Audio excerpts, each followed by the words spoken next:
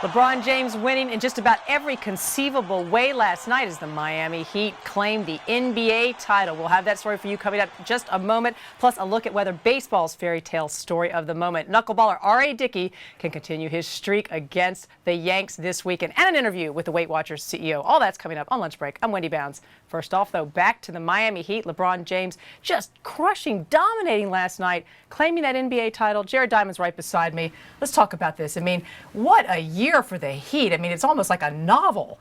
Yeah, it's been a long stretch these last 2 years for the Heat. I mean, ever since LeBron James did his TV show, says he's going to the Heat, it started this incredible level of scrutiny that I guess you could say kind of culminated last night with Miami finally winning.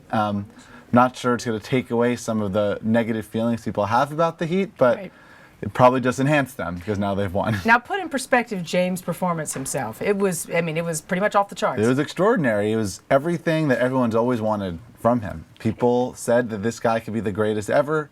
He never did it before, and this year, the last 4 games was just outstanding. 26 points, 13 assists, 11 rebounds. I mean, he's clocking it in, double digits for everything. It makes you wonder why he didn't do this last year. Why not he does it all the time? If he could do it, he's shown he could do it. People have been waiting all these last 2 years for him to have a performance like this.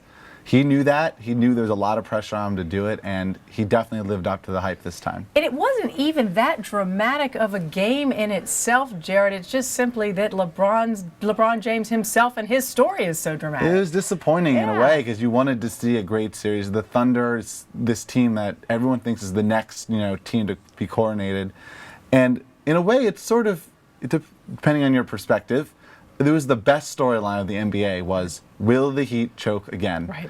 And that's the best part about sports. When you have these narratives that go for all this time, that's kind of gone now because the Heat have now won. And do you think this will take some of the scrutiny off of the Heat and James going into next season? It might. I mean, people are still going to root against them. That'll probably happen forever. But now that they've won, they can never choke again. Yeah. Once you win, you're no longer a choker. And that was the best story of the NBA for the last 2 years. It all went away last night.